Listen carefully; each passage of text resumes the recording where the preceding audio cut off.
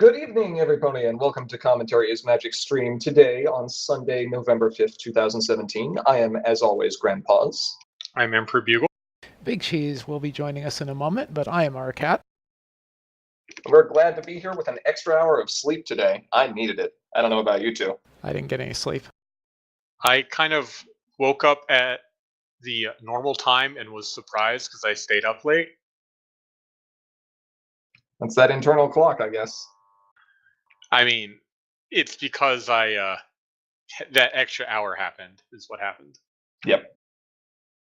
Well, we have some interesting things to talk about today, for sure.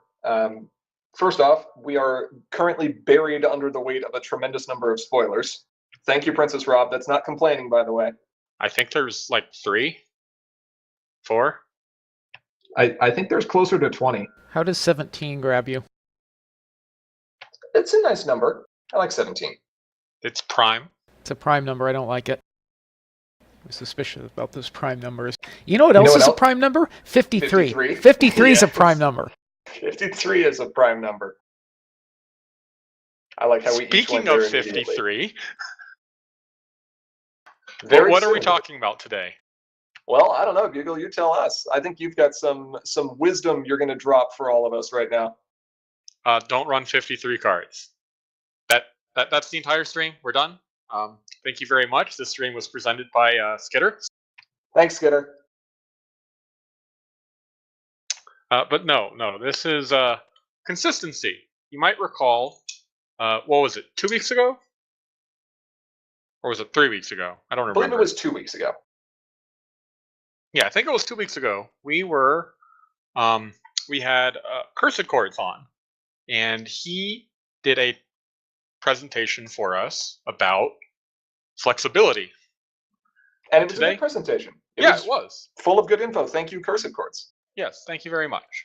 And I'm sorry, I don't mean to cut you off, but can you remind us why he was giving that presentation with us? Oh, yes. He is one of our patron sponsors, and he is at the, I don't remember the name of the tier. Do you happen to know? Main 6. Main 6 tier, yes. He is a Main 6 sponsor, which gave him the opportunity to plan and make a stream with us. And he chose the topic of flexibility. And I guess if you want to see that, I mean, we have that in our logs on YouTube and probably still on Twitch, so it's still perfectly viewable. I'll see if I can get a link for people here. I think it was actually 3 weeks ago. I think we took a week off at some point. But anyway, it's there somewhere. And yeah, as one of our Main 6 sponsors, he got to do that, and it was a very good talk. So, like we said, thank you very much for that, Cursed.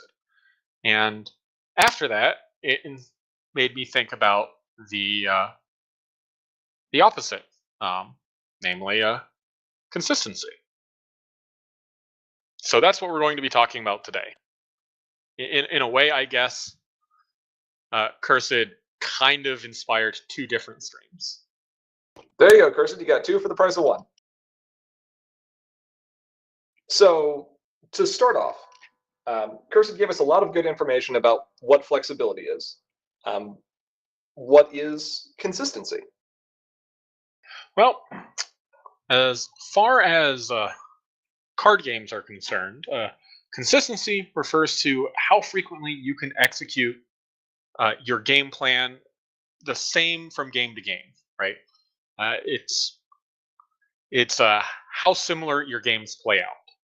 Now, that can mean a lot of things, obviously. But typically, an inconsistent deck works less good than a consistent deck because you don't know how any game is going to play out.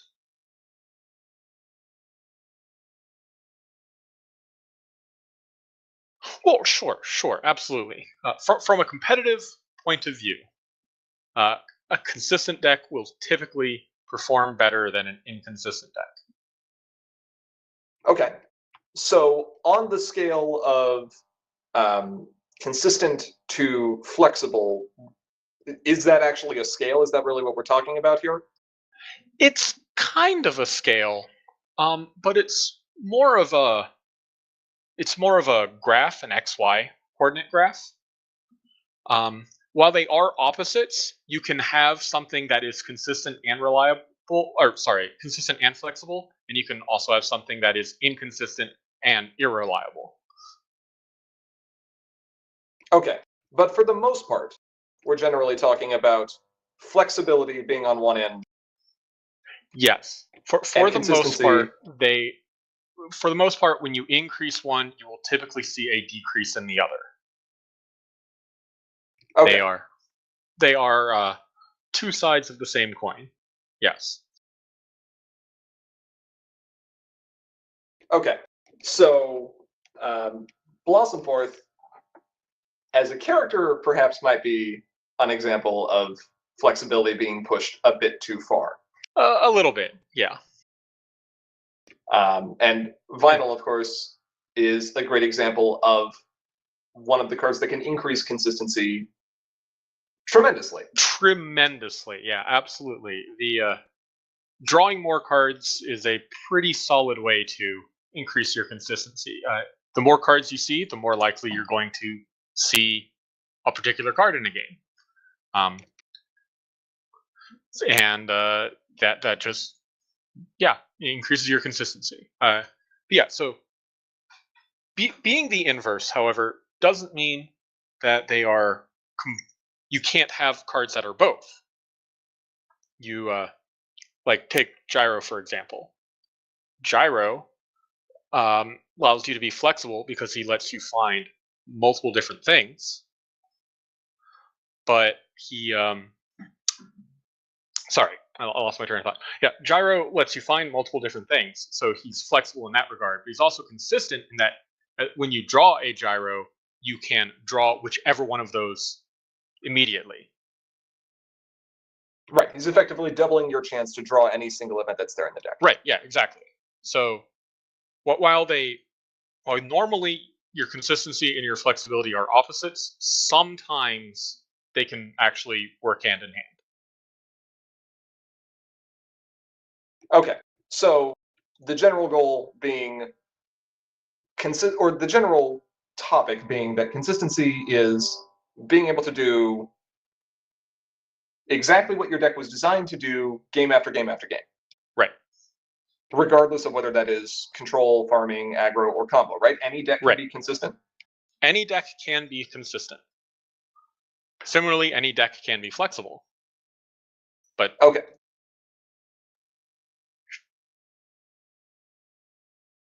I suppose that's true. Fair we could certainly build a deck that is very inflexible as well.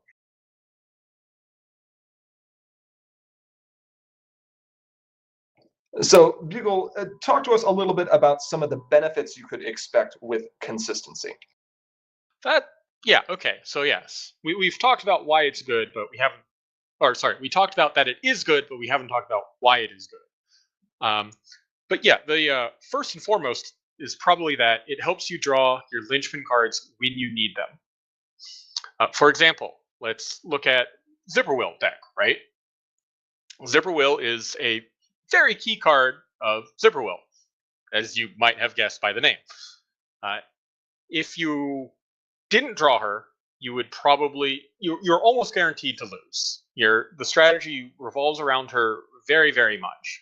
So by increasing your consistency, you can increase the chances of drawing Zipperwill, and therefore increasing your chances of winning.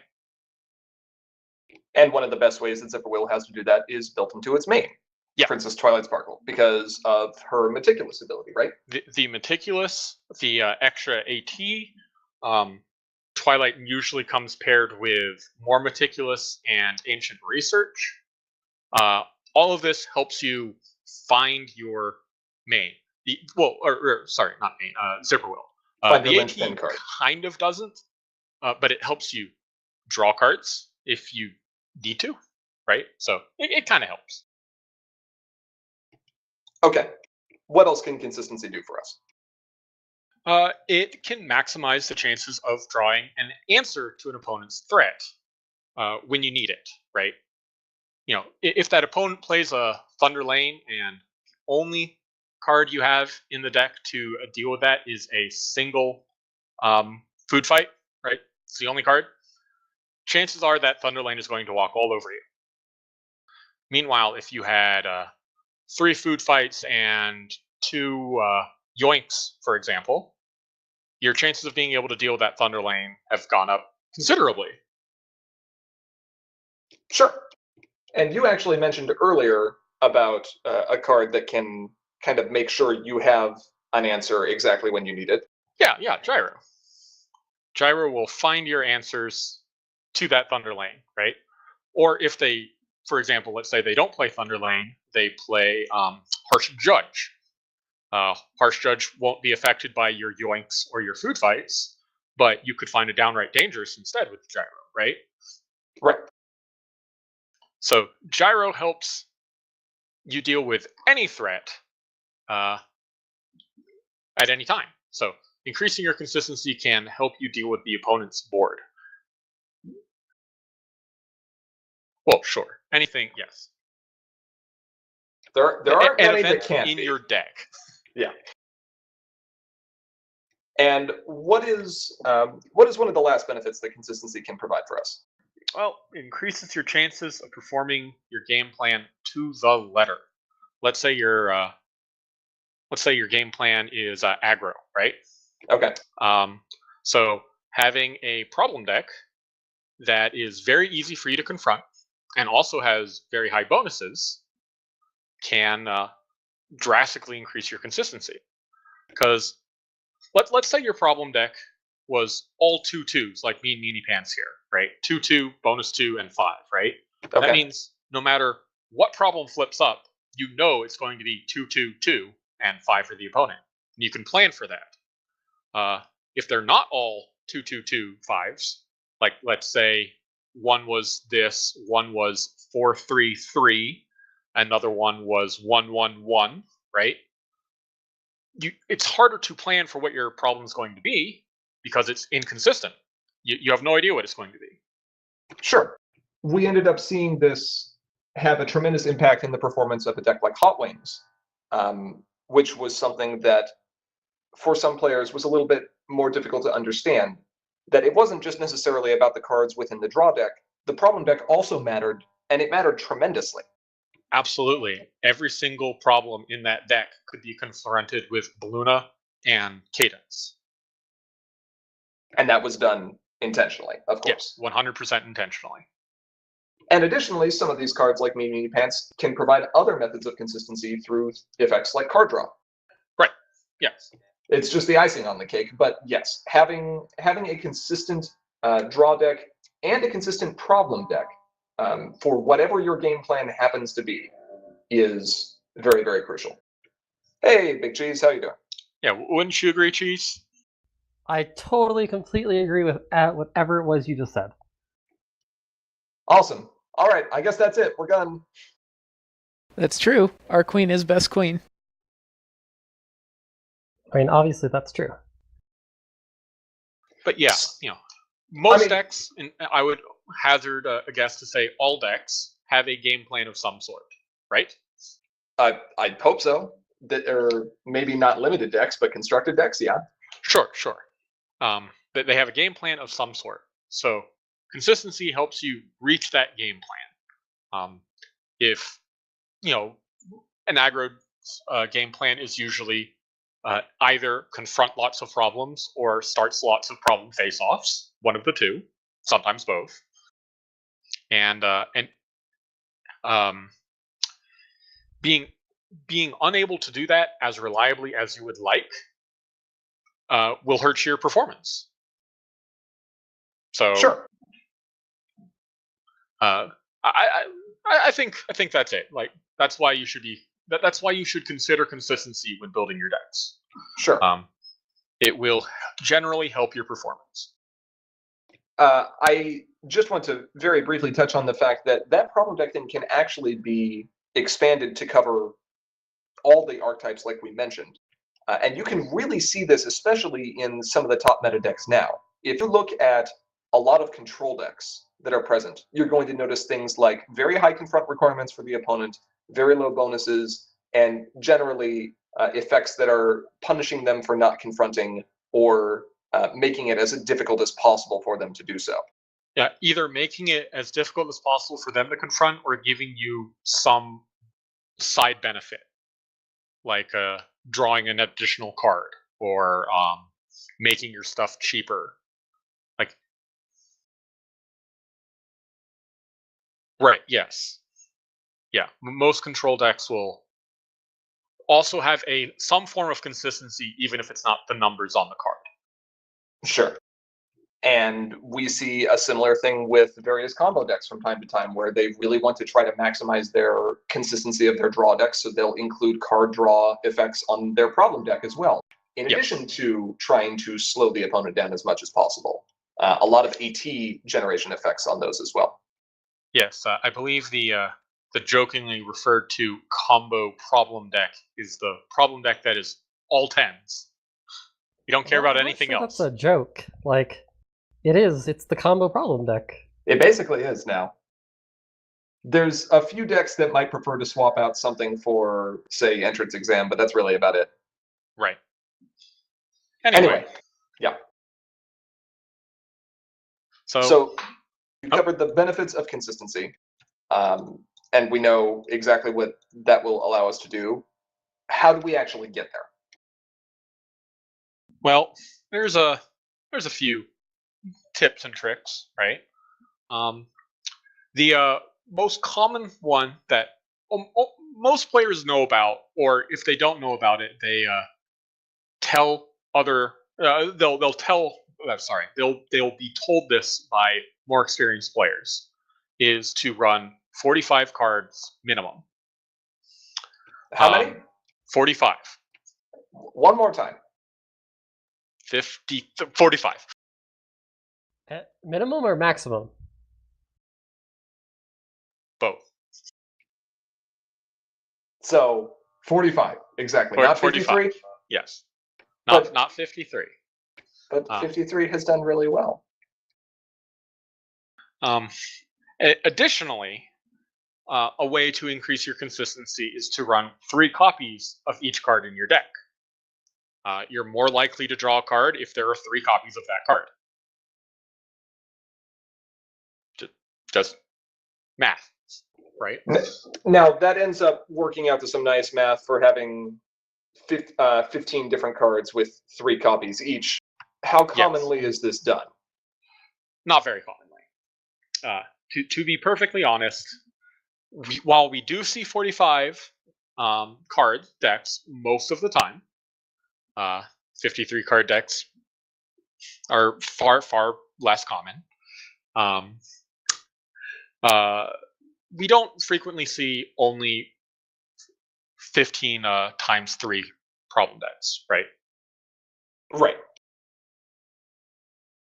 Yeah, there are in fact exceptions, and this deck building style is, to be perfectly honest, not very common anymore. We'll see a lot of 2-ofs. We'll see some 1-ofs. Why am I not running 4 of each card? Because this isn't Magic. Because that's against the rules. I mean, you can run 4 of each cards, and I would encourage you to do so in games against me. I'll just sit here and, take my free win, thanks. Sure.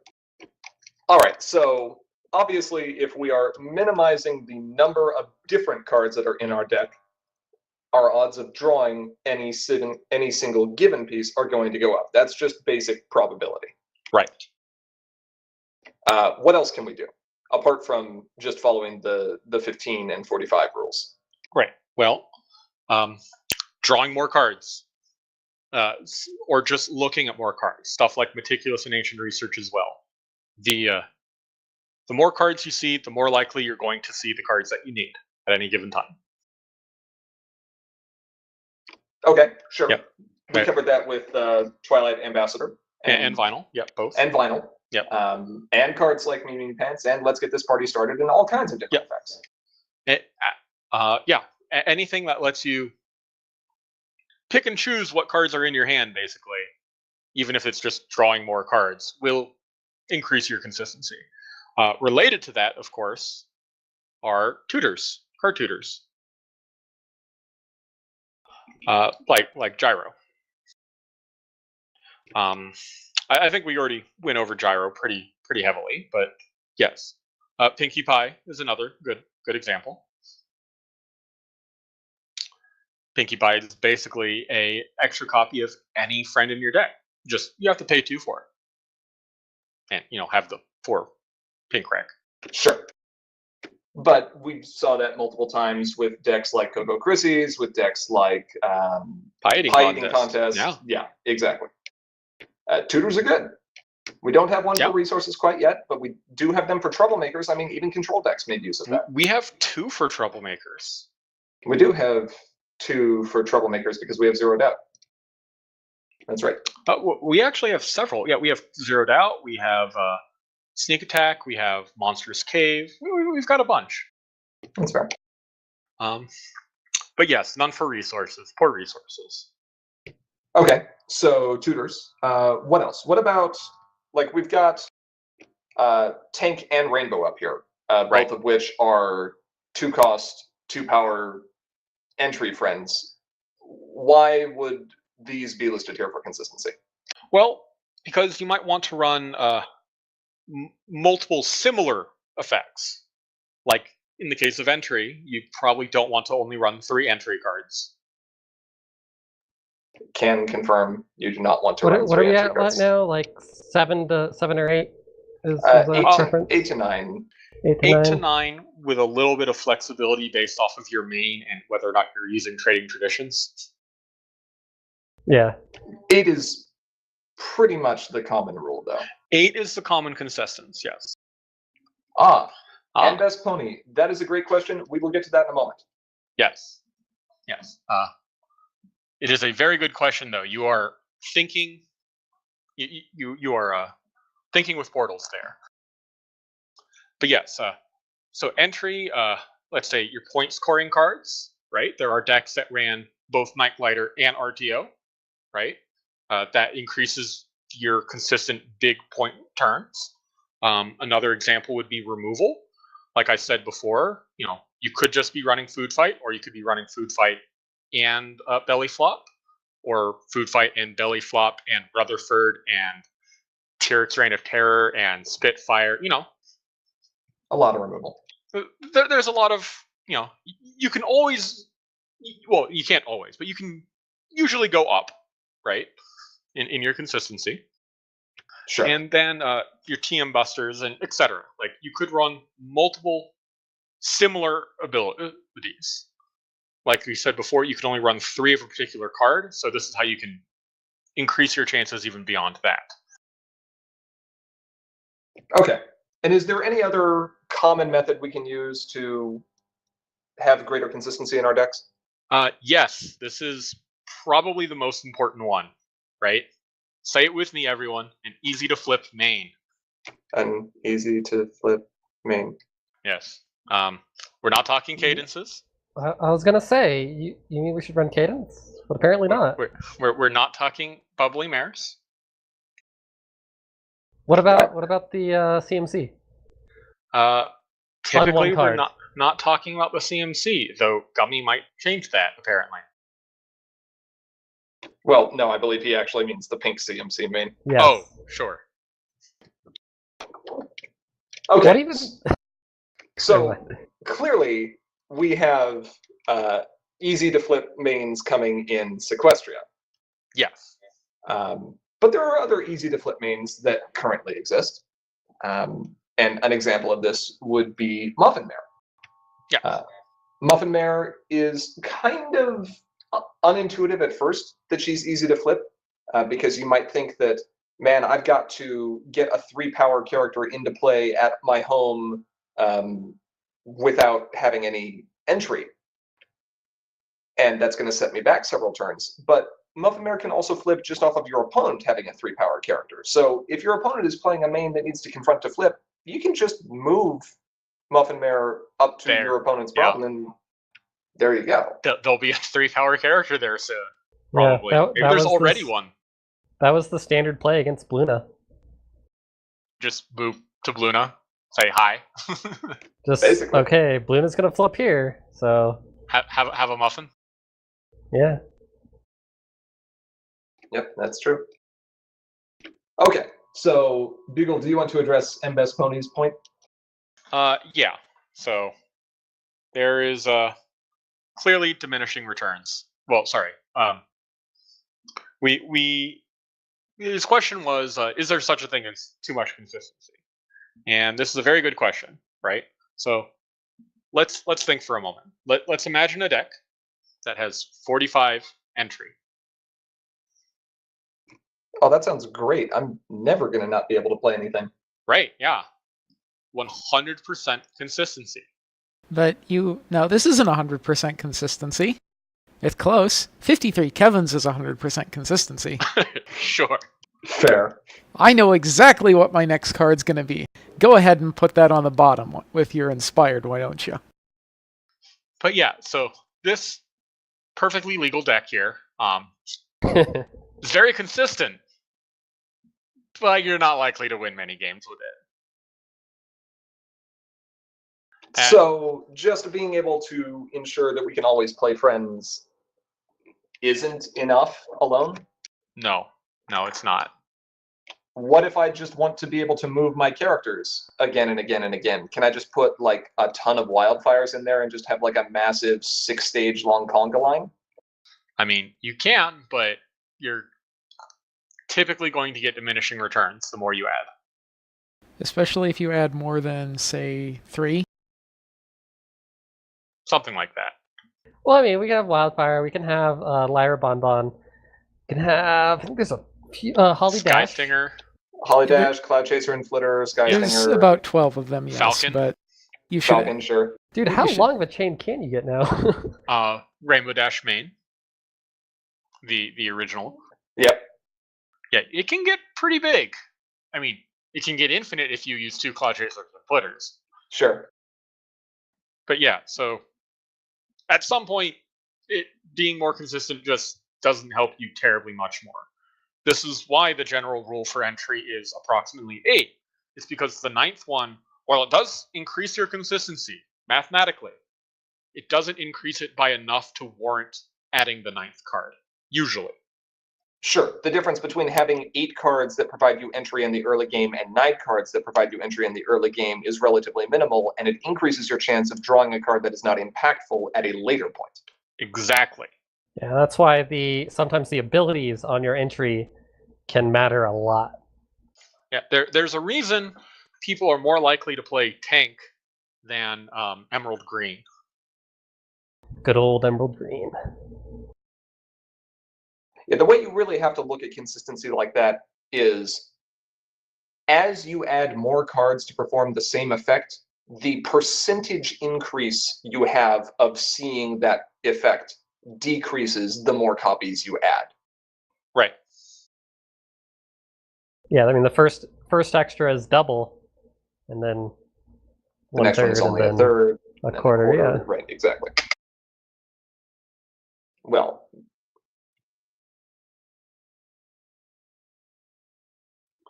just link the page and be done with it. Right. I mean, that is technically a good tool to have. Maybe that should be something that we link. Yeah. It's not bad. But yes, the moral of the story here being, while consistency is very important, flexibility is also still important. And here our flexibility, in our example deck here, our flexibility is restricted to basically 6 cards. Okay, so what happens when we have a deck that has a very single-minded game plan, like, say, Thorax Aggro? Mm-hmm. And we want to have a lot of bodies on the field. Can we just have a bunch of cards that create bodies? You'll want a sizable number. But why would we maybe want to not run some of those options in favor of other pieces? Why might we want to, say, not run Rise and Shine, or not maybe Rise and Shine, but Friends Are Always There? Friends Are Always There, or Furball? Goldie Delicious would be a good example, the thing that fetches a critter already. Sure. Why might we choose not to run her in place of, say, something like Turning Point? Or something like Battle Snakes? Well, because if you, well, like we said before in Cursed Stream, if you only have one game plan, if you can only do one thing, as soon as you encounter something that stops that one thing, you're not going to be able to do anything. Okay.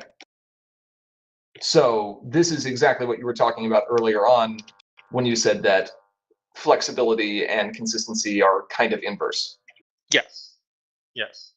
They are related, and but usually when one goes up, the other one goes down. So what is the magical number that I should use when I'm building a deck? Well, let's ask Madam Pinky. Madam Pinky, do you know exactly how consistent to how flexible a deck should be? Let's see. She's going to shake her ball here. Answer not found. 404. 404. Four- Can You know, you so it's shake that ball again, 404 cards in my deck. Sounds like I I'm don't running think that's Scrapbook right. Project. But yes, the reason Madam Pinky doesn't have the answer is because there is no answer. There is no magic number for how many of a particular card you should include in your deck. The right numbers are going to be different for every single deck. This is why. And every meta. Yes. And different for every meta too. Yeah. So. Yeah, absolutely.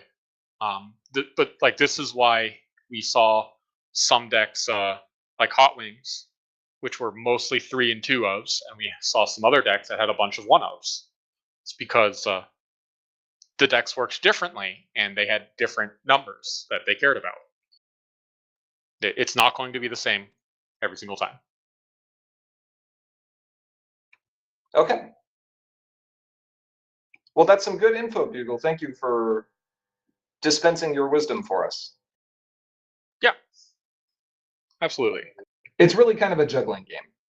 A balancing act would be a better way. Juggling routine? A juggling routine, sure. I missed opportunity. I love there. that card. I also love that card. And sometimes you may want to run a deck that leans more towards one side or the other, just depending on what your local metagame is like, what other decks are very popular, what you expect to see, or just what play style you like. Some people like higher risk, high reward. In a situation like that, it may be better to run a deck with greater flexibility than consistency. Other people want to produce the same effect every time, even if that effect may not necessarily have all the answers. And for those players, a more consistent, less flexible deck might be better. Right. Yeah, your own personal playstyle is very, very important when considering this as well, of course. For example, you were running a deck that was very high on the spectrum for flexibility and also included cards that could increase its consistency, Bugle, but it was certainly very flexible. Yes. And I did not want to play that deck at Gen Con. A lot of people did not want to play that deck. Simply because of the playstyle it demands. Right, yeah. And so instead we elected to play a deck that was more consistent, but less flexible. Yeah, and Hot Wings was a very consistent deck that a lot of, fit a lot of people's playstyle, right? Sure. And yeah, so whichever one works for you, build a deck based off of your own playstyle. They're both very important concepts to consider. Is, I guess, the moral of the story here. Sure. So, with all that covered, should we talk about some new cards that may be consistent and or flexible? I think we have like 53 of them. I think we should just talk about new cards. I don't care if they're consistent or flexible. I just want the new cards. New cards, please. New cards, please. Cards. Kick us cards, off, please. Aura. All right. First up, we have The pony name is named Tempest Shadow, and that's her only name. Are you sure about that? Yes, It's just Tempest Shadow. I thought Just- it was much longer. it is just Tempest Shadow. And she's kind of a mean pony. Let's take a look at this thing. So she says it's easy as pie. We have a 6-power troublemaker with 1 point, and oh man, let's look at this effect here. When this card is uncovered, you may turn a main character to its start side.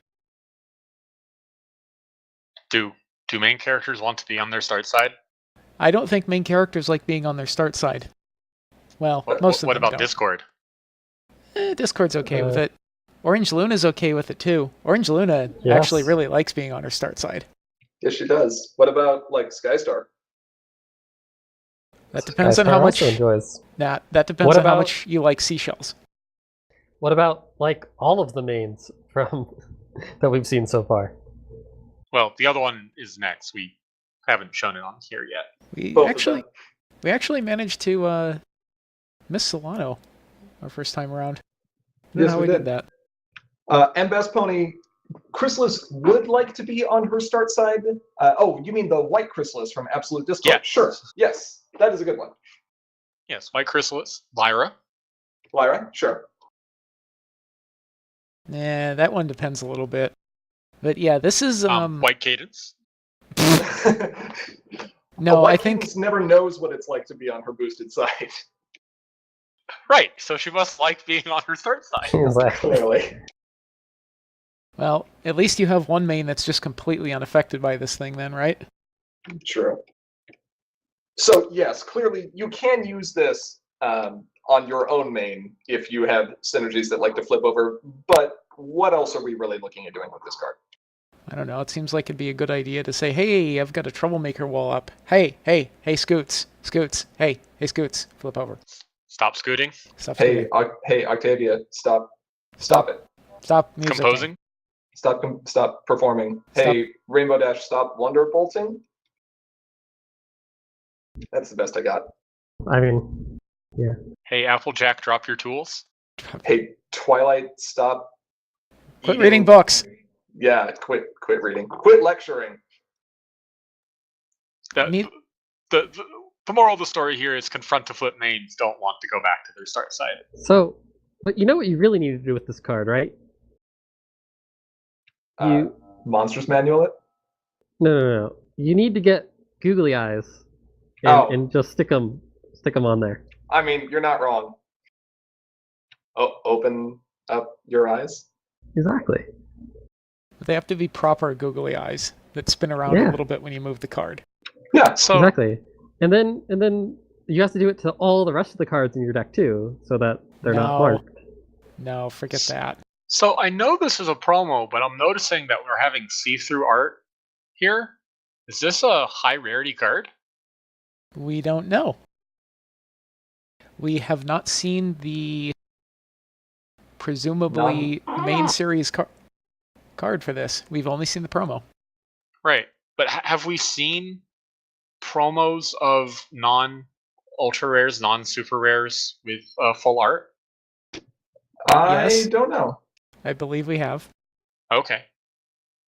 If we have, then we have. Fine. I actually don't remember at all. Yeah, do something to check. But yeah, Tempest is reasonable.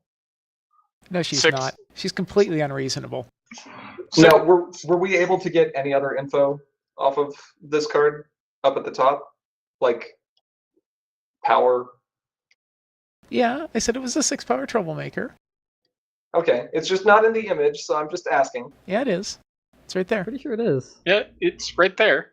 I'm not seeing it on Twitch. I don't know why you're not. Oh, because I was scrolled down, because I'm an idiot. Oh, good job. Ignore me. Round of Yeah. applause for Grandpa's, everybody! Yay! I'm smart pony. But yes, All right. Tempest shares stats with a certain other troublemaker. We don't talk about that troublemaker. Changeling medics. But yeah, so despite being worth 1 point, she might be considered for some decks. I suppose it really depends on whether or not we enter a meta with lots of mains that are slightly difficult to flip. If it's all vinyls and Blunas, maybe not. I mean, we did see a big boost to confront to flip mains with Gummy, who we talked about last time. So maybe that alone is enough to make Tempest Shadow potentially desirable. Or maybe if we get more mains that like to flip from their start side to their boosted side, for us, who knows? Right. From their okay, yeah. Yeah. So ranking her right now is difficult because it really does depend on the meta and the rest of the mains of the set. Though I think we can guess what the flip condition of most of these mains are. Sure. We'll have more of an indication of that here in a card or so. Yeah. For now, I personally would put her right down the middle at about a 2-5. There's a possibility she sees play, and she probably won't be a 3 of in most decks, but I can see situations where she'd be useful. Yeah. I was going to say she's a solid 3. Like, I would definitely rather include her than a lot of other troublemakers. I enjoy this angry smirk on her face. Angry smirk. Angry? She looks like arrogant. Yeah. Yeah, I wouldn't say angry. She's totally angry. Is that just because you're angry? Are you Fizzlepop Berry Twist? We don't talk about Fizzlepop Berry Twist. But by the way, we've entered a spoiler territory for the movie if you've not seen that. It's been a month. I'm pretty sure we're past the spoiler moratorium is up because some theaters have quit carrying it. Get with the program. Yeah. More do importantly, you guys want to give rankings? So nope. I think that if this is a part of a deck, it would be kind of critical to that deck. Potentially, like I can see decks that would be the case. So yeah, so I don't know, but I'll still probably go with 3 because it's really dependent on the meta and what other mains we have. That's fair. Next card? Our next card is a Seashell token, right? Clearly. It's a credit card. It's a credit, damn it. I gotcha. Okay, going back a little bit. Starlight keeps messing with the timeline. Let's go back and pick up the Captain Solano main. We have the usual stats of 1 power on its start side, 3 power on its boosted side, home limit of 3 on its start side, 4 on its boosted side. However, the flip condition here, main phase, pay 2 to score 2 points and turn this card over. Oh, like she's points. a pirate. Arr. She is a pirate. Which means she combos with the Celiano rare. She's a burb. So we can totally just like keep flipping her over like once a turn and then. Yeah, it's totally a combo, right? Once a turn, but it costs 4 AT for 2 points, and it relies on you keeping and protecting 2 things on the field. And then not doing anything else. All right. So this has been hotly debated, or at least hotly discussed within the community since this card has come out. Mm-hmm. Let's share our thoughts quickly on why Solano is not a combo card. What is the defining characteristic of a combo card? Fast. Sure, fast. And ultimately, it's like an engine piece, right? Yeah. Yeah, it enables something. Solano enables nothing. She just gets you points. That's all she does. She just converts action tokens into points. And we've already had one of those in the form of Sweetie Belle. I forget what her subtitle is, but... Forever a Crusader. Yeah, that thing. This is not much better. Yeah, this is not new. This is not a new effect. All this does is it says, hey, your win con is on your main instead of 2 cards in your draw deck. Not a combo card. Right. This does not enable engines. It does not. Yeah. It does not get you to winning in and of itself. It is how you win, not a combo card. Well, if it was used in a combo deck, it would be how you won. Yeah, that's not what combo decks care about. They care about getting infinite AT or getting infinite cards or something. The points is just a byproduct. It's not the important part. Right.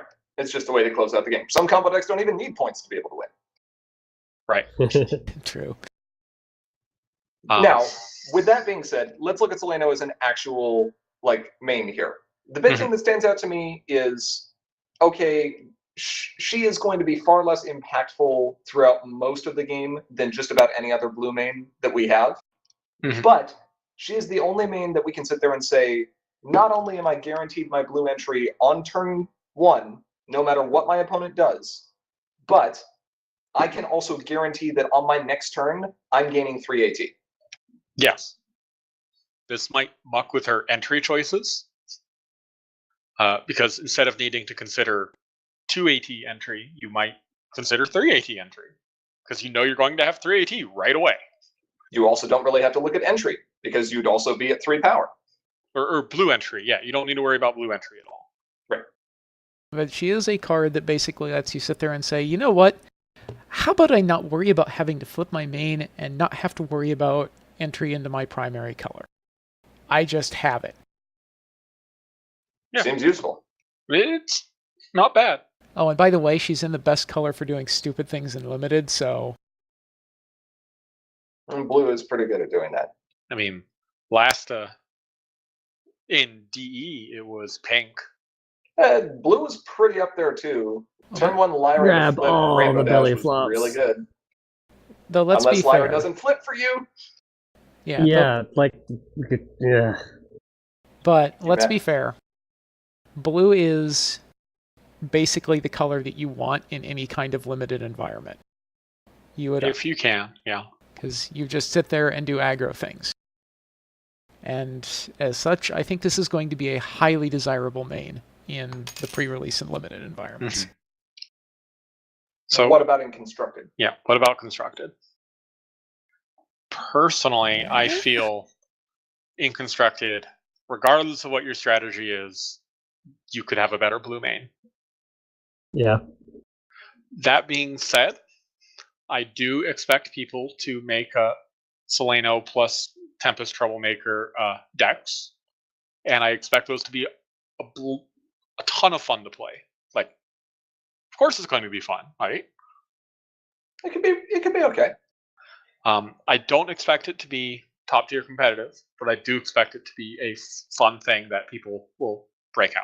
Making a note here, including resource dismissal in all of my decks so I can blow up the monstrous manual. What? Resource removal? What? And Monstrous is Cave that to find card? it. Don't forget that too. Yeah. Yeah, I'd I'm give going her- with a 2 here. Yeah, I'm also Yep. going with it too. Yep, 2. All right, next card. Next card. That number that's on her twice, pay 2, score 2, is 2. We're stealing a spoiler from Flitter and Cloud Chaser explain. We have Princess Skystar Aaron C. We have a pink friend with 2 power, costs 4, and has 2 pink rec. However, it's also got a transform cost here. Transform 2. It's hasty and it has eccentric 4. That's a lot of Eccentric 4, keywords. That's a lot of eccentric. And she has flavor text. And Yeah. she has flavor text. There's a lot of things going on in the text box of this card here. Now, did you say transform? What is that? I don't know. Tell us, Flitter and Cloud Chaser. So transform is one of our 2 new keywords of the set. We already saw the other one. Traveler. Traveler, thank you. Yes. So transform seems to always come with a number after it. That is the transform cost in AT. And the reminder text here says you may play this card for its transform cost by putting one of your friends into its owner's hand from play as an additional cost. That friend's title must include this card's title, and they must not share a subtitle. Now that's a lot of words. What does that actually mean?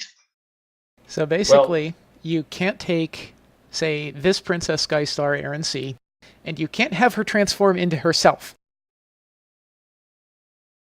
Yes. Aaron C will not transform into Aaron C. So, but you can transform it into any other Skystar, like, say, the one that we're going to be spoiling next.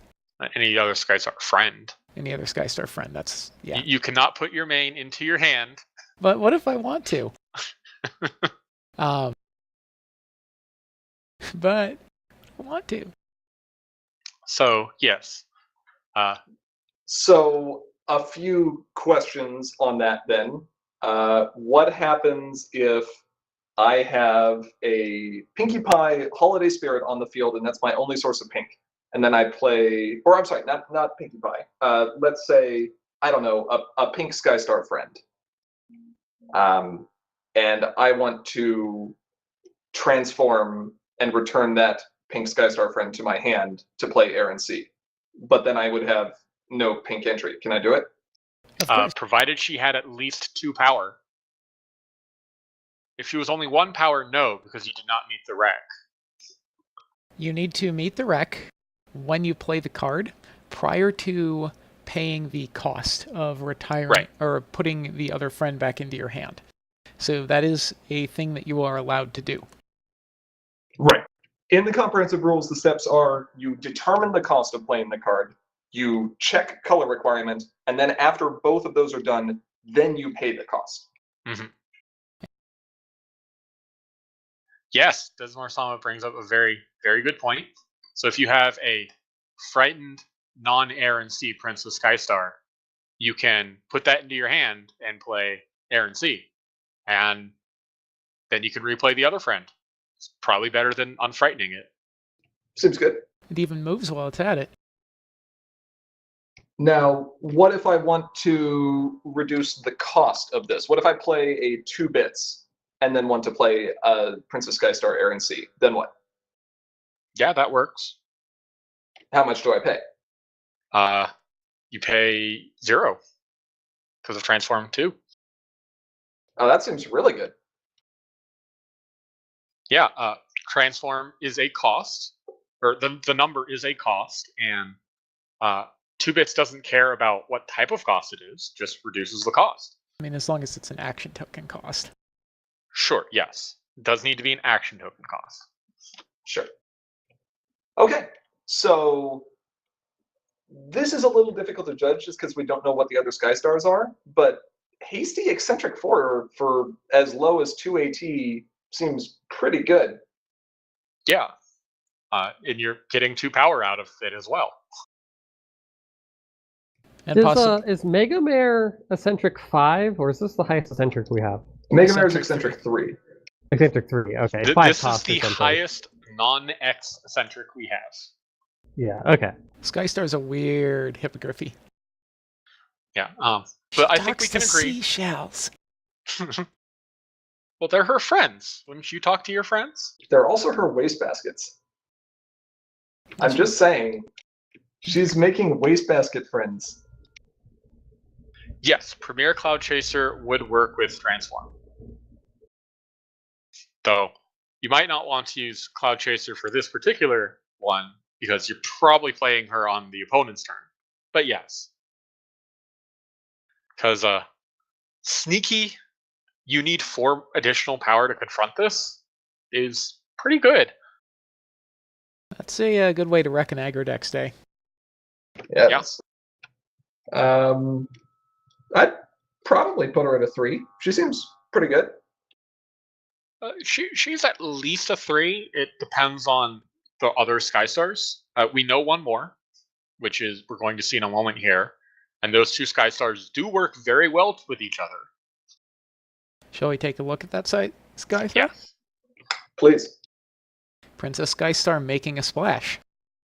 Another pink friend, 3 power, 3 cost, 3 rec.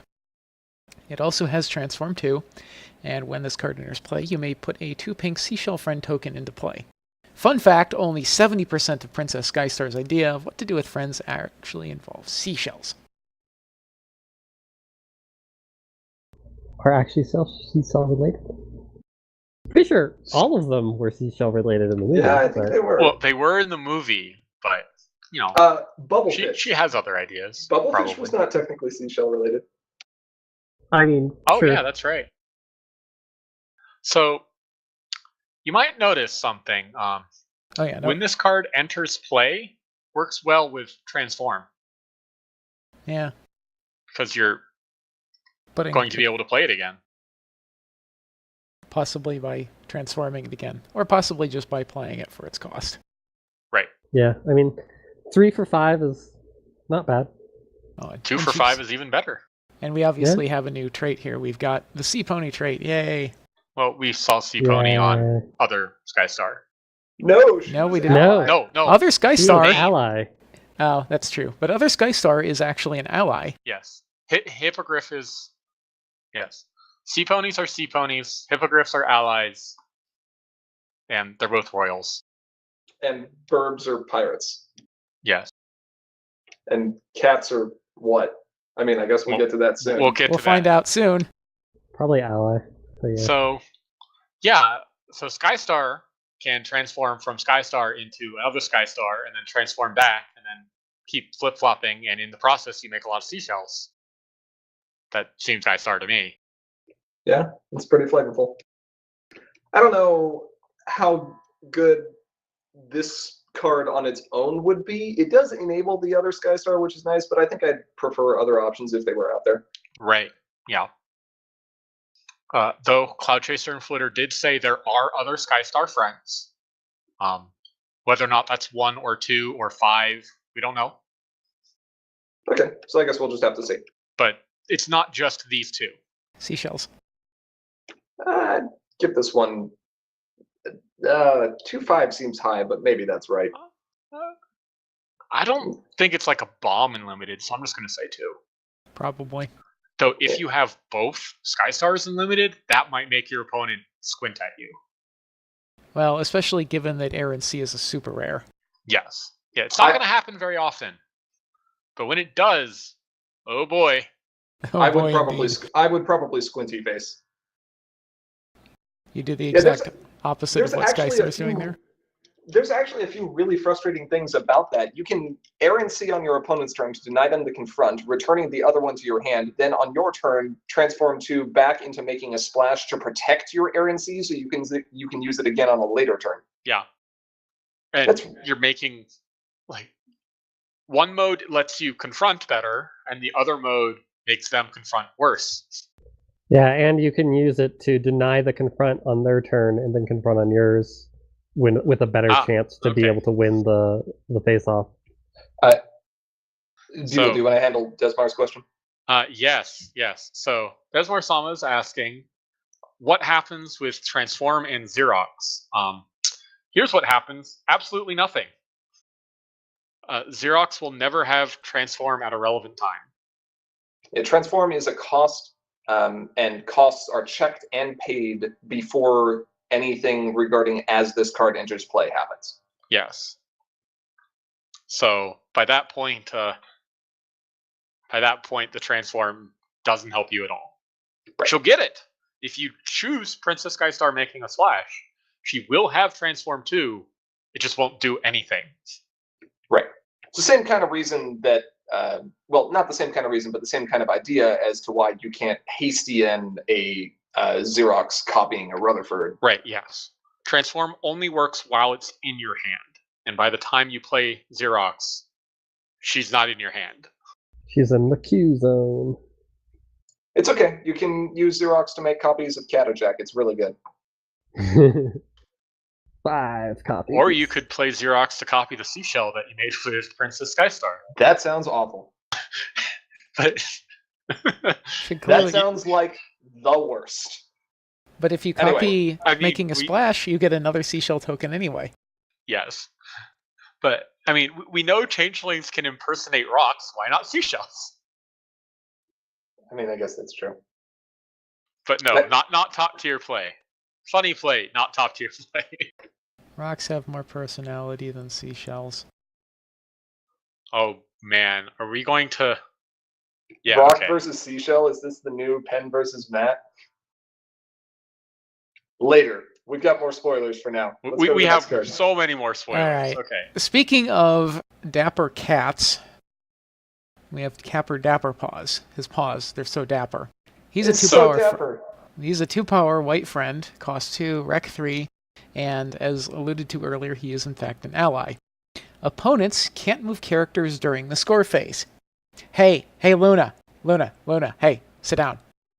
Sit. But I want to DFO. No. Too bad. But I want to DFO. No. Hey, Well, Zippo. Fine. Zippo. No puppies. Zippo, sit down. Oh, that's terrible. I mean, you just do it right before the score phase, but I mean, yeah. Yes. But sometimes you might not be able to because maybe they hasty in a thunder lane, and then you're like, but I want to move that home. Nope. It's like, nope. too bad.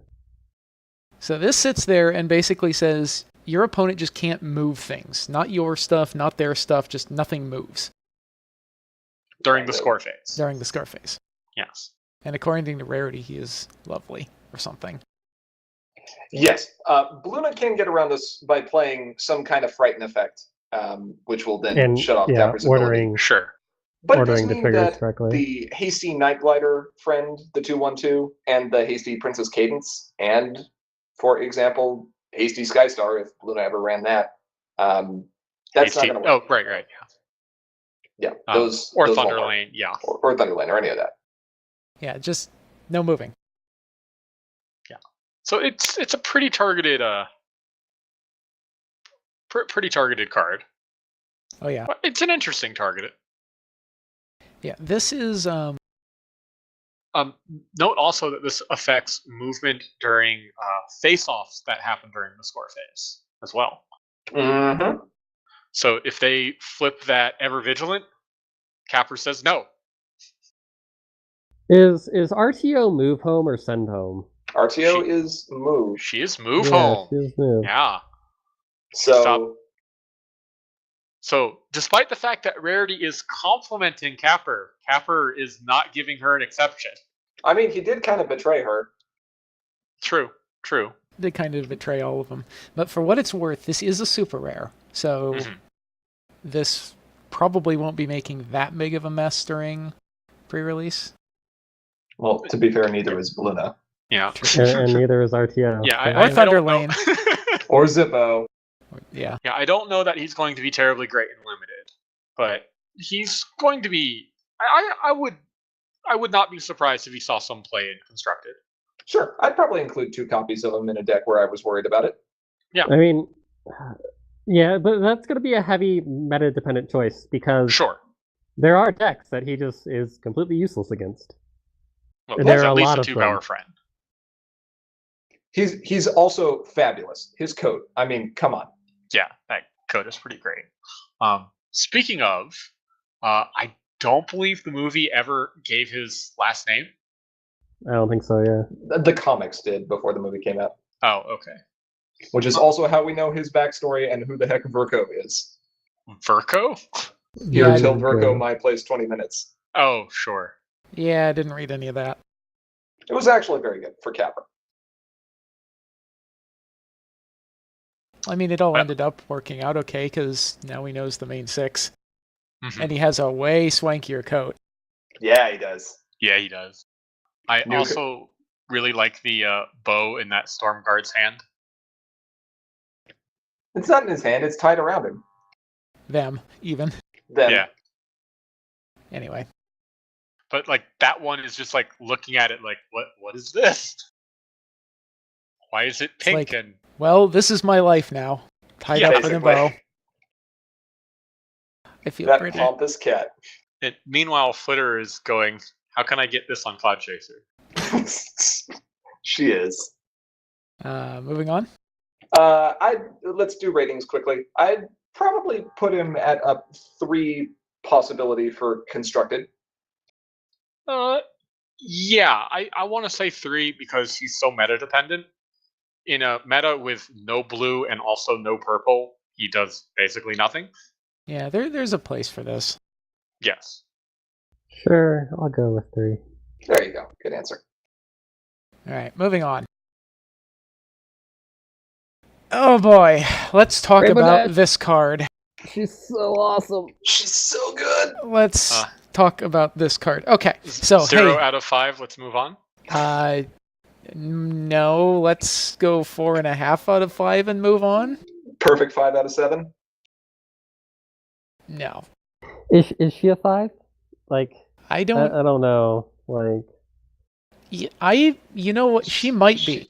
She There- might actually be a 5. It's hard to think of a blue aggressive deck that is not going to run 3 copies of this card. Yeah. she Okay. So enables let's talk about what this insanity. does for a moment. Rainbow Dash Loyal Pony 2 power blue friend cost 2 0 wreck. When this card enters play, if you have another blue character, you may move one of your characters. Hey, you know what's a blue character? Scootaloo. Rainbow Dash Wonderbolt. Yeah, all those blue mains that you can play this and get to Concerning Cutie Mark on turn 1 Yeah. and flip your main turn 1. Scootaloo looks at this and 3 of this so fast it's not funny. I mean, she has to. Like, Yeah.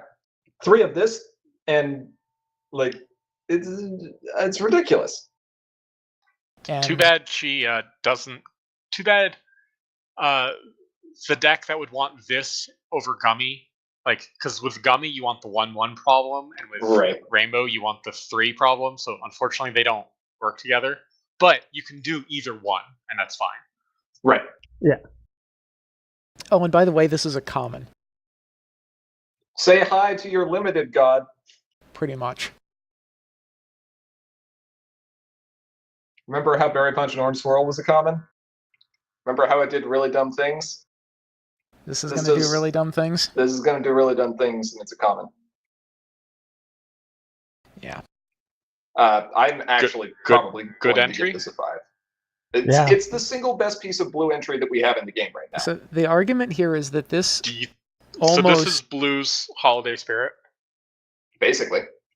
this Pretty is much. probably better than Holiday Spirit. I'd say it depends on the deck. That's true. That's true. But if you're running a blue This- main, this is better than Holiday Spirit. this does not depend on your opponent not going first and playing a friend. It works in strictly more cases. This True. is just silly. But And sorry, go ahead. so the argument that I think we're going to make here for this being a 5 is that this card alone is going to cause a shift in the meta. Basically, it brings Scootaloo back yet again into the forefront of aggro. I mean, Gummy already helped, and now this is doing that too. And admittedly, they're mutually exclusive right now, but still, that's you know, pick your poison, so to speak. But you could run Rainbow and Lyra. Lyra Caroler. Yeah, and then always flip a non-friend, even though you have 44 you ju- friends in your deck. Oh, You- Salt is so good. You mad? Hey, you mad, bro? Yes. Well, Okay. like we talked about before, you just you make it consistent. You just run 45 friends, right? Exactly. All right, next card. Yeah, I'm sticking with a 4, 5, or 5 on this. This is way up there. Pretty much. Yep. I'm gonna have to say 4 or 5, just because her impact, while very strong, decreases after turn 1. I don't actually know if that's Like true. she's good on other turns, but I think her impact is lower on future turns. So- Okay, so all the- right. I mean, it is lower, but it's not. Right, That's- but that's why I'm saying she's not a 5 for me. She's just a 4/5. I mean, I am going to put this at a 5 because I would run this card even in Bluna. Yikes. Probably. I Yeah. don't know that I would. I think In mono Bluna, of course I would. But in 2-color Bluna, I would. Okay, It would be a stretch. let me at least correct this. I'm running the heck out of this in block Bluna sure, when absolutely. I'm not running 2/2 Well, problems. well, if you're running this in block Bluna, I am questioning the legality of your deck. All right, that's fair. I guess I can't run Bluna and this. Dang new block. Okay. Moving on. Yeah, that's fine. Next Okay, card. so you thought that when she takes a swim. Rainbow Dash Loyal Sea Pony for blue power for cost 2 blue wreck. Transform 2. Hey, you know that common that we just looked at that did cool things when you played it? Yeah. Good thing that you get that back into your hand. Oh man, that seems good. And then this has Swift, And it's 4 power. and it's 4 power. Hey, is So- Swift good? Yeah, Swift is pretty good. Okay. It's even better on Big Friends. This is this is going to show up a lot in pre-release In because limited. Yeah. yeah. This is the nuts right here. They Now, may not You have just Traveler. You just know someone is going to open this and then not open any of the common Any rainbow dashes, dashes. and it's going to be so mad. they're gonna get like 3 of these and none of the commons. Just be like, why? Yeah. In terms of constructed, though, I don't think this is as strong as what we just saw. But I don't think it's bad. Yeah, it's So- difficult to find an exact deck that this would go in. The big question with these transform cards is what can they bounce, really? Right? That would be my major consideration. So there are a lot of cheap rainbow dashes, right? But- Sure. Are there any that we would really want to be replaying a lot other than the card that we just saw? I mean, Winged Wonder, I guess. Winged Wonder is a good one for sure. Though you're effectively paying 5 for that second Winged Wonder. Well, that's okay as long as you're getting decent value out of playing this for its transform cost. Sure. Right. Winged Wonder's only 2 power on its own, so you're paying 2 for 2 and then the ability to Winged Wonder on a later turn. Yes. So that's not a bad combo. The Rainbow Powered isn't bad. Anything that's going to be cost efficient or over efficient. So, like the Rainbow Dash, what is that? Not Snowfall Oh. Frost, but the other one from DOE that we just had. You know the one I'm thinking of. Rainbow No. in Applejack? Fluttershy? No, not Rainbow. No, you know the card I'm thinking of, the 1/1. Snow Dash. The one- Snow Dash. Snow Dash. Yes, that one. Thank Oh you. yeah, so the Thank you, Richard. transform does work with multi-named Yes, it does. cards or whatever we Yes, want to call those. Because it says Includes, if it yeah, includes this card's title. yeah. And I'm just sitting here hoping someday for an Angel Transform card because then I'm going to retire a Changeling. Or It's bounce a not Changeling. happening. Oh my We God. don't. Yeah, Hey, Yes, we have- Changel contains Angel. Changeling contains Angel.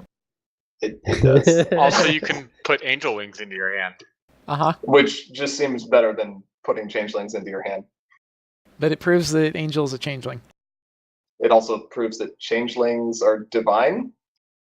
Weird. No, they're bunnies. Pure evil. I'll go with that one. Sure. Okay. Rating on this card? 2/5. 2/5. I mean, 2/5. Yep. Yeah. provided you have rainbows to bounce in limited. Some rainbows might be enough to bring that up to 3. Yeah, Maybe. we have the Rainbow Dash and Fluttershy, but that's another 2 for 1. So yeah, like there's a lot of cheap rainbows out there. So your Rainbow Tribal deck would probably be fine adding this. Of course, it's a Rainbow Tribal deck. It goes in there. Yeah, breezes are okay, Desmar. They'll save you 1 AT over some of the other cheap 1 power rainbow dashes, but unfortunately, the Rainbow Breezy is pretty awful and doesn't do a whole lot on its own. And then you also have to be running breezes in your deck, which are dramatically lowering your flip averages.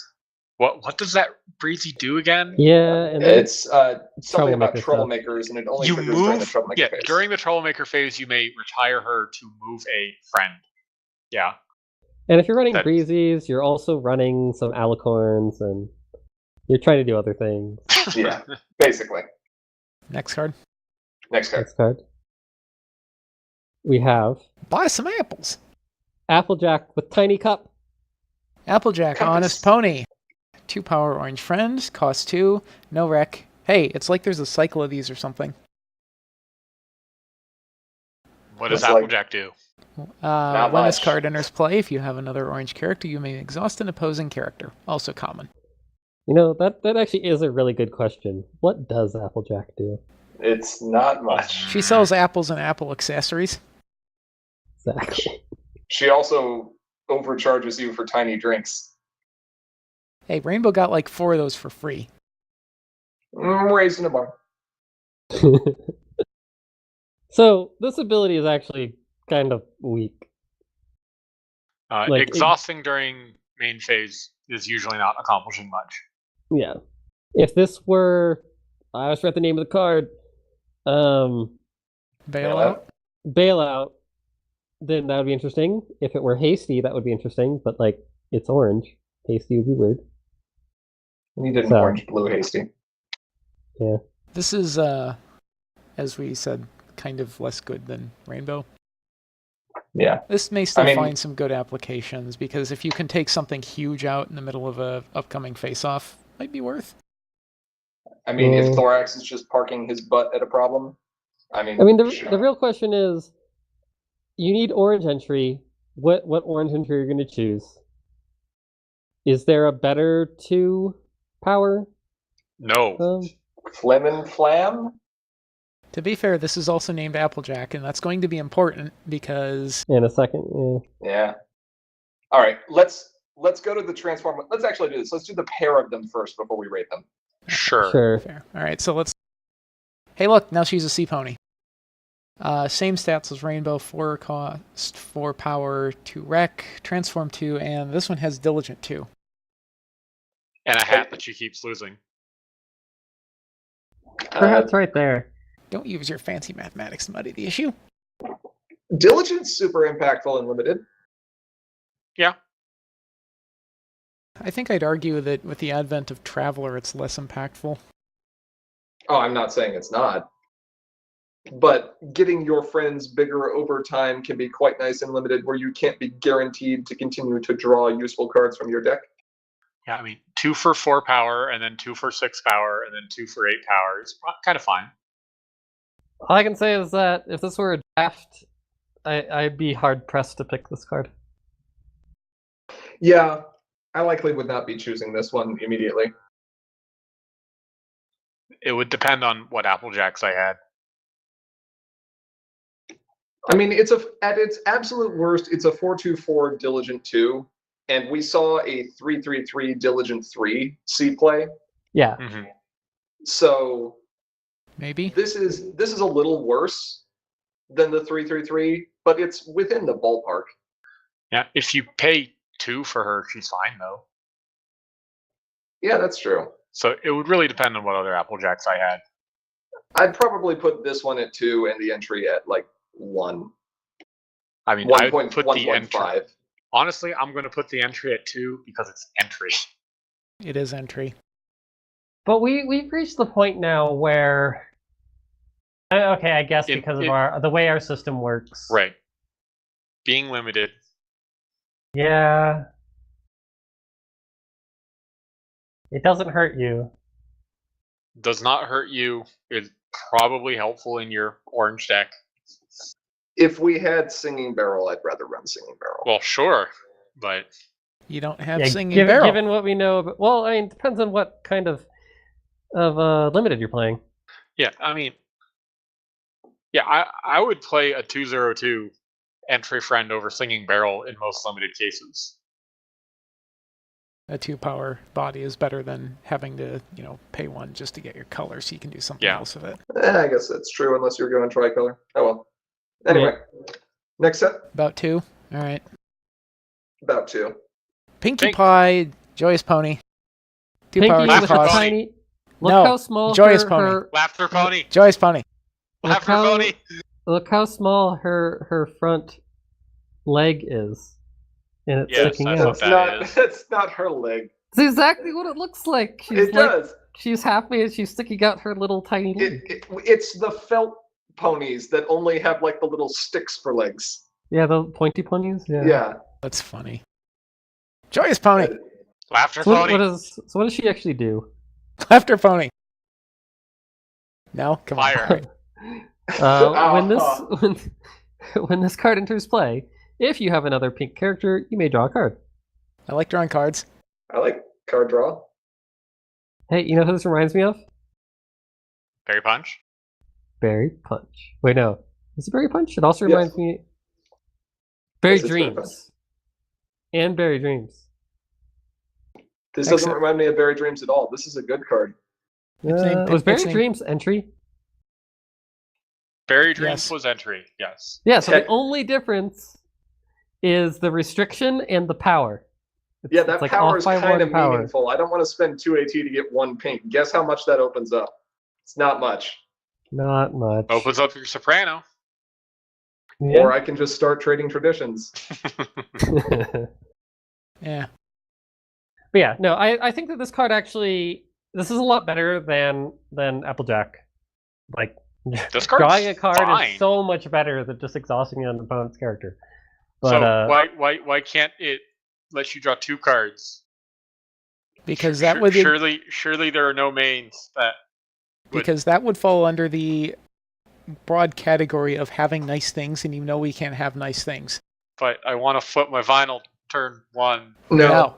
No. No. Bad I pony. mean, to guarantee that, she would need to draw you 3 cards. But No, you just draw a card for your turn and then play this. What if you And- go first? Well, tough. Yeah. Can she draw me 45 cards? No. She can draw you 53 cards. She can draw you I mean, 52 sure, cards because you like- already played one. So technically then 47. Yeah, somewhere around there. Anyway, I actually think this is a 3. I think this will see play as pink entry in as Let's look at the color pink entry. Let's look at the transform. Okay, well look at the transform. I agree with you though. I think that's going to replace Lily in Hot Wings. Pinkie Pie Joyous Sea Pony. Potentially. 4 power, 4 cost, 2 rec, transform 2, and Hasty. Just hasty. Hasty. Hey, Hasty's pretty good, especially on a 4 power body when it can enter play for 2. Yeah. I mean, that's Yeah, either... It opens up some stuff, like you can swap out power at a problem or at a face-off, or just you have something extra at home. Mm-hmm. It can be relevant. I don't know, I'm down with this in Hot Wings. Play a Pinkie Pie, move Luna, Hasty this in, move Luna, DFO. I mean, Play a Let's Pinkie run Pie. Holiday Spirit. That's fair. yeah, if you swap out Lilies for this and then all your pink entry becomes Pinkie Pie, that's actually not a terrible decision. Yeah, it does, because the other entry is Philly Pinky, huh? Yeah. Yeah. Yeah, okay. That's very relevant, actually. At least So you wouldn't run this over Cadence, though. No, you'd No. run this in the well, you can't run it in the block version. Curse you, set 9. Is this really... is that officially a new block? Yeah, we I'm heard it was pretty the sure start of they a new said it's a block. new block. Yeah. Yeah. Okay. But yeah, it's. I think this is like the inverse of the Applejack, where it's going to be more relevant in constructed than in limited. In limited, it'll be okay. I'm gonna play the entry in limited. Well, sure. Yeah, absolutely. See, I'm But- not sure I'm willing to say that the transform is a 3. Alright, so, Yeah. entry, what do you think? Though, well, hold on. A very, very relevant thing with Pinkie Pie is what she can bounce. Let's see. What's a good pink PFF. friend that has an enter? Yeah, PFF. Replay your tutors seems good. It does. I'd give the entry a 3 and the transform a 2-5. Yeah, Sounds reasonable. yeah.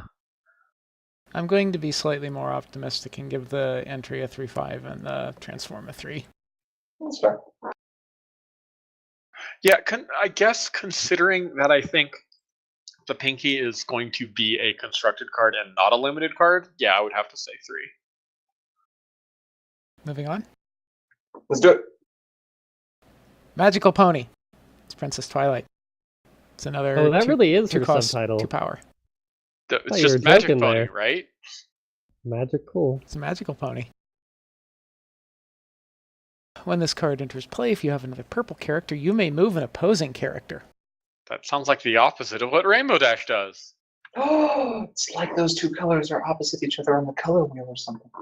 Huh, over that. And she has amazing friends. Let's take And she wants it for every pony except you. You go away. except that. Yeah. Exactly. Yeah, wait. She's just kicking them home. I have amazing friends who are there for me. I don't have any friends. Like I said, amazing friends. Let's take a look at the transform. Sure. 4 power, 4 cost, 2 wreck, transform 2, and ooh, hey, meticulous 2. Meticulous too. Yeah. That's So, interesting. something that I think we need to point out right away is Princess Twilight Sparkle cannot transform into Twilight Sparkles. I Correct. thought that we said that the rules said that all Princess Twilight Sparkles count as Twilight Sparkles, and all Twilight Sparkles. That's in the Sparkles. rules. Not yet. It works Ah. inversely. Okay, So, that was yeah, like a ruling. All Princess Twilight Sparkles are Twilight Sparkles, but Oh, not all okay. Twilight Sparkles are Princess Twilight Sparkles. This is an all squares are rectangles, but not all rectangles are squares thing. Yes. Yeah. So you can't have her return your all team organizer to hand. Because that still sees play. It's also a great combo. So good. Well, I So- mean, I'd return Paper Twilight. That's okay. That's fine. what? Unless you play her back to a troublemaker. Maybe. But so my issue, bringing up Paper Twi, actually, my issue with the entry card is that it's not 3 power, and I can't play Paper Twi off of it. Oh, well then. Yeah, but you're likely going to want to play that card when you have another purple character, so your main's purple, so there's your 3rd power. Yeah. So for on color entry, like just the way that control decks, like purple decks, tend to be control decks, the way that control decks are generally structured, like, is 2/2 entry generally a thing in them, and it really isn't. So I'm not sure how much how much of a place this Twilight will have. I think she'd see play in purple aggro decks. Didn't you just try to build one of those? I mean, not seriously, but yes. Okay, fair. I mean, but is that like, sure, if we could have a competitive purple aggro deck, I could see her there, but So I mean, we've had that work very well overseas. This may I not. would, yeah. that's fair. I would probably play the entry Twilight in like a blue purple deck. Yeah, something like that. I'd be happy with As off color. that. Yeah, that's off color. Yeah.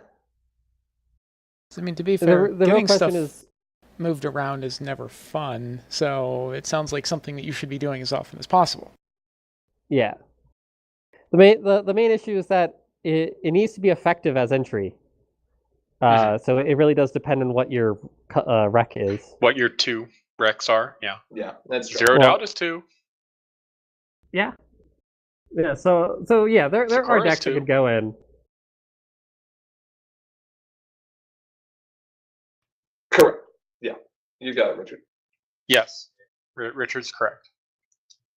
I'm not a huge fan of the transform one here, but I don't think the entry is necessarily bad. I'd probably put the entry at a 2/5 and this at a.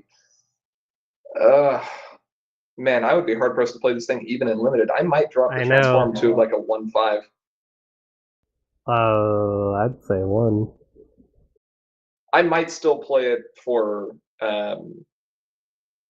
power if I've got more Twilights. It depends on how many Twilights are in the set. Yeah. Again, it does.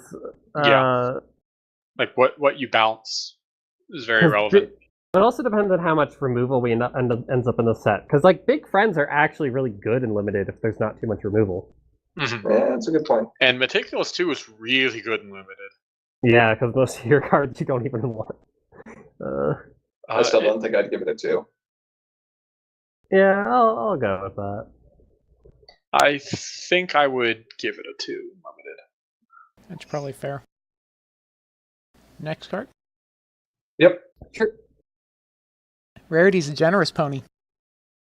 Same stats as before. I and this wonder card what enters play. Fluttershy is going to be. She the laughter pony?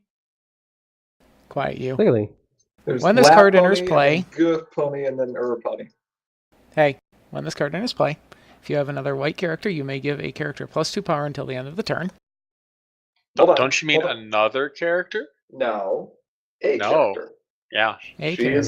is- She is the first of these such effects that can affect herself that I am aware of. Yeah. So she can be generous even to herself. I don't think that's a thing, but I mean, it can Treat It is be. yourself. totally a thing. Yeah, treat Yeah, yourself. it can be. Thank you, Bugle. You beat me to it. But no, this card's good. It's a lot of power. That's a lot of power. That's 4 power for 2. I mean, especially when Like, you're like Holiday already Spirit. already running Octavia, and So And it's 4 now- power for 2, but more importantly, you can split that power in half. Hmm. And that's actually really nice. and I think you can give it anywhere. Yeah, Yeah, you can give it doesn't anywhere. even have to be here. Unlike Aloe. Aloe Doesn't says even- here. Doesn't even have to be your character. Yeah. You can boost, This you is can boost an true. opponent's character to be able to food fight it. Which is To yoink it. or force a face off. That's true. Force a Lots face of- off and then yoink it. There you go. Yeah. Just be like, boy, it's a darn shame your character was so strong. If only they were weaker. Too bad. Isn't Rarity such a generous pony? She's so Exactly. generous. She's also a generous sea pony. Same stats, transform 2 and Shoei 1. Well, Shoei's Eh. pretty obnoxious, but Only 1. and also she really likes her fins. Rarity needs I- a new descriptor other than divine. She does. I think she might be the weakest of the 5 we've seen so far. Oh, Uh, maybe. in limited, I don't know. In limited, yeah. In limited, Meticulous 2 is good in limited, but I don't know. That's a difficult one. I'd almost say that Shoei's more annoying. Just because Yeah. increasing the cost to move something. Although to be fair, you're also playing against someone who presumably has their own transforms, which is basically like Shoei movement. Yeah. What? Yeah, why yeah. I'm not moving Yeah, stuff. I mean, to be fair, this is a set with Traveler, right? To be fair, this is also a set with Pirate Ship. Right. Which Yeah. just Which goes movement. bypasses this. What? Yeah. Yeah, so I think the meta. I think that's why she is in fact only Shoei 1 and not Shoei 2, because they're trying to push a movement heavy set, and they didn't want to have a uncommon 4 power Shoei 2, I guess. Yeah, that's fair. So I do think she's weaker than most of the others. I'd probably give her. I'd probably put her at the same place as the Twilight at a 1/5. Mhm. But I would definitely give her entry much higher. I'd put her entry at a 3. I like her Yeah. entry very much. Her entry is pretty good. I'm thinking a bit What higher rarities than would that. be even balanced? That's true. It might be. She may just be better than Dance Fever in some decks. I kind of for like some her decks. as a 4. I Okay, would so- not say she's a 4. Well, so here's the thing. Like, let's think of something like Scootaloo White. What is Scootaloo White going to want to run for entry over this? I mean, you would probably just run this and Dance Fever. Yeah, that's fair. But Gummy? I'd rather well, sure, but I'd rather have this than There's a Rainbow than Dash Dance common. Fever. In all honesty, geez, you might be right. This might actually be a 4. Yeah, it's edging up there. It is above a 3. I don't know if it's a 3/5 or a 4, but it's Yeah. very good. On the, I assume, Fluttershy? Maybe. What make Rainbow Dash Swift 2, Richard? Yeah, I can't see anything possibly going wrong with that. Swift does say to a minimum of 1. Yeah. It does. You would just need to have Swift is how I it would mean- have to be phrased. I far prefer Hasty. Turbo Hasty. Turbo Haste, yeah. Pay its cost next turn or lose the game. I like it. Yeah. Moving on. Yep, let's do it. To Fluttershy, who is second? a kind pony. You mean Hey, the second? it's that pony that we have down below our screen. This is the second Applejack card. This is it's like half an Applejack card. Oh, hush Sure. you. 2 It's power, the 2 strongest claws. part of Applejack. Seriously? She bucks trees, man. She got them leg muscles. Applejack does not Seriously? skip hind leg day. When this card enters play, if you have another yellow character, you may put an opposing friend with 2 or less power into its opponent's hand. Or owner's hand, excuse me. We know better than to say that anymore. Yes, Stealing that's cards true. is bad. But Hey, I want to bouncing steal stuff? my opponent's RTO forever. No. Bouncing stuff, not too bad. Especially if it doesn't actually cost you anything like most of the bounces do. No, yeah, I think this might be the second strongest in this cycle. It's up there. You can get a lot of value out of this. Yeah, you really can. I I mean- think I'd. You Go can, ahead, but please. it's only 2 power or less. And in this set, there are a lot of things with Traveler which will very quickly get out of range of this. So this is not very good late game. Not as good late game, anyway.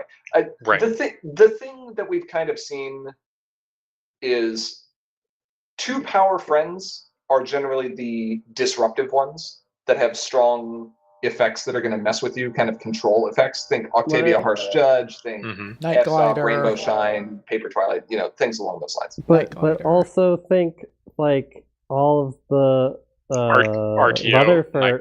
Rutherford, who you don't want in their hand, I mean, and sure. hasty cards which you don't want in their hand. So don't bounce those.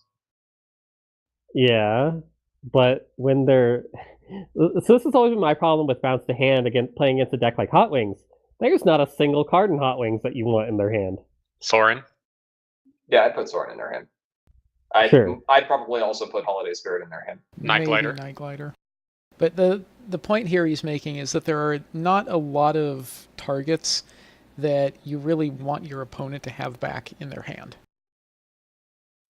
Sure, not in that deck, but in other Other decks, there are. Yeah, Like, in other decks there are. like Potentially, Breakdown. but it does limit the number Breakdown, of targets. Paper Twilight, Rainbow Shine.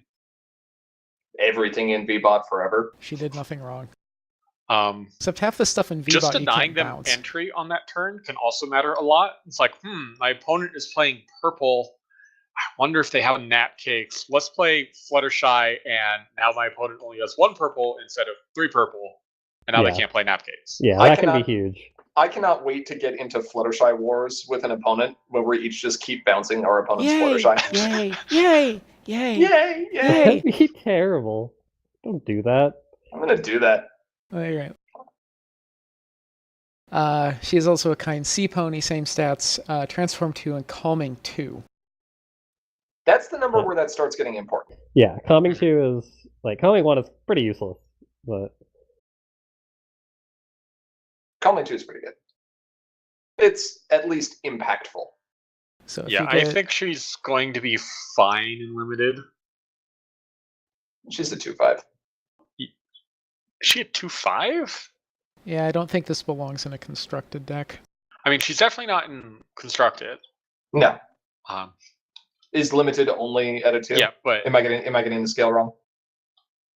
limited only is 2, and then 2/5 is if that's a little bit better. Yeah, Okay. Then yeah, 2 is yeah. I totally fine. don't think she's 2/5.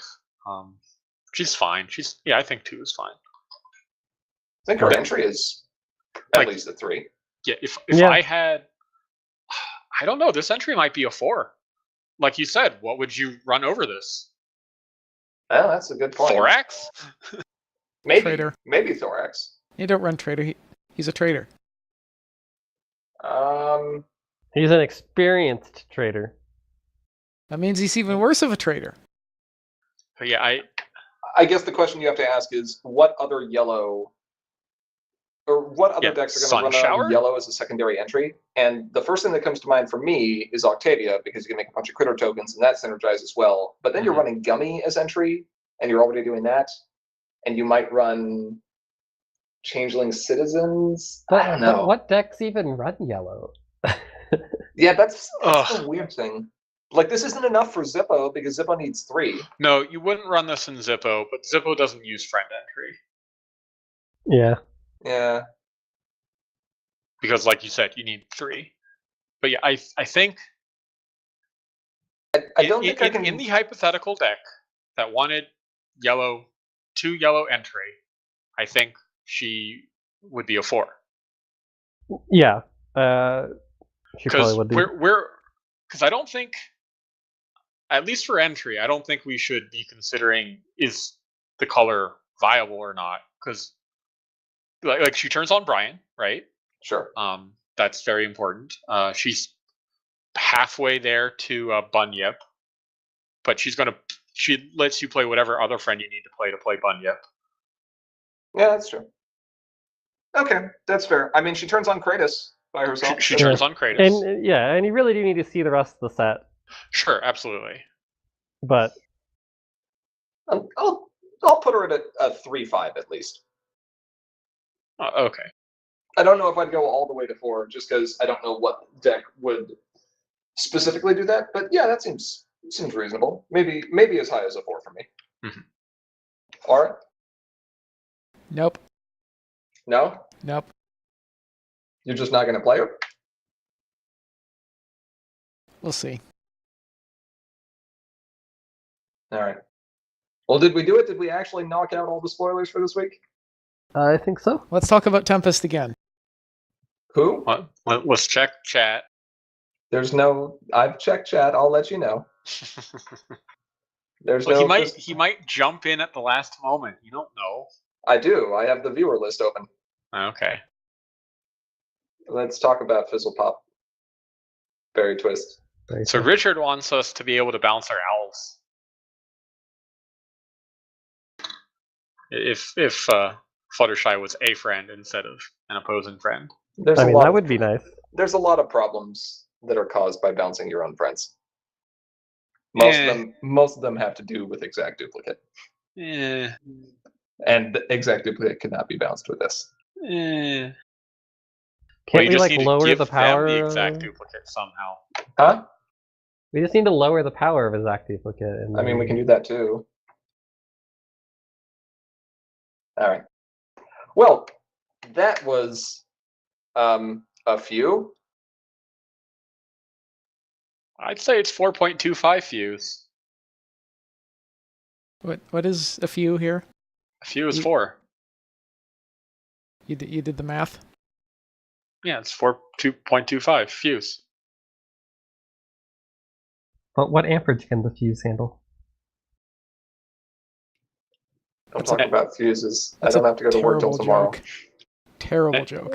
Anyway, I think we're stalling. So let's just say that we're wrapping up our discussion on these spoilers for today, huh? yeah, that Yes. was more than we bargained for. We would Granted, like we to could have made this easier for ourselves if we had done Soleno and Tempest last week. Oops. It wouldn't have been by much. I mean, 15 still fewer than 17. We would like to give a big shout out to all our patrons on Patreon. Thank you very much for your regular support. And if you, the viewers, are not currently patrons and you do enjoy what we do, please do consider donating, because doing so will give you awesome rewards like the ability to vote on polls, to determine what future videos we produce, a chance to share your own deck creations to be reviewed live, and even the ability to challenge members of Sim or other patrons to feature duels using some wacky rules. Speak of the devil, what do we have coming up? A game? I believe there's a game sometime in the near future, isn't there? I think there's a game. Blitz Blitz will be Ponies. happening at some point in the near future. I believe that's going to be Thanksgiving weekend. Yes. Yep, we're not actually necessarily going to be here live for commentary. But we'll have everything all squared up and prepared, because I believe it was Cursed Chords has challenged Big Cheese to a game of Blitz Ponies. Yes. And don't worry, we'll explain how all that's going to happen during that stream or recording or whatever. Or the But- weeks leading up to it. Yes. But for now, just know that they've only got a limited amount of time to build a deck, and if they don't build it right, somebody, possibly me, gets to tinker with the deck to make it right. Can Which you say involves- breezies? I believe you say I breezies. did say breezies. As long as you can also throw in the eloquence. I mean, sure. Nah. If they forget to add a main, what main are you going to give them? Oh, I Cadence. don't know. Cadence, of course. That's No, not no, even a no, question. no, no, no. See, Cadence is like leading them into a place where they can expect it. No, we're starting with the CMC main.